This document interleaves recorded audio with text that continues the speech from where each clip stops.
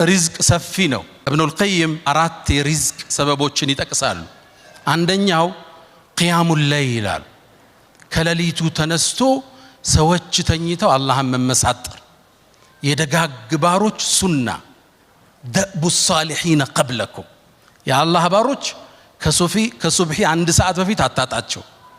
በጣም ደግ ሲሆኑ 2 ሰዓት በፊት አታጣቸው። ከሌሊቱ ጊዜ የሌለው ሰው ቀን ላይ ለመድመቅ እንዳያስብ። አላህ ጋር ብቻውን ሚስጥር የሌለው ሰው ትርጉም የለውም። ቀን ላይ ብቻህን ማየት ይፈልጋል አላህ እውነተኝነት።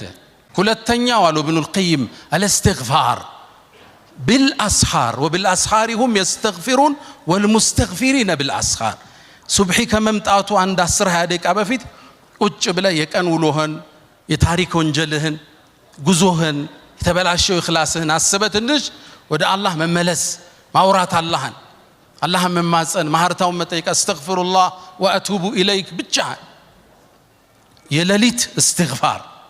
ሶስተኛ አሉ ኢብኑል ቀይም في زاد المعاد ሶስተኛው አሉ ሰደቃ ነው አሉ። ሰደቃ መስጠት ያወጣው አይጎልም። وما انفقتم من شيء فهو يخلفه ምንም ነገር አትሰጡም የተካውት ቢሆን እንጂ ቃሉ ነው አላህ። ያውም አሉ ነብዩ አለይሂ ሰላቱ ወሰለም ما نقص مال امرئ من صدقه ካሉ በኋላ بل تزيد ይጨምረዋል እንጂ አሉ ነብዩ አለይሂ ሰላቱ ወሰለም። አራተኛ አሉ ኢብኑል ቀይም ረሂመሁላህ የጧትና የማታ ዚክሮች አዝካሩ الصباح والمساء።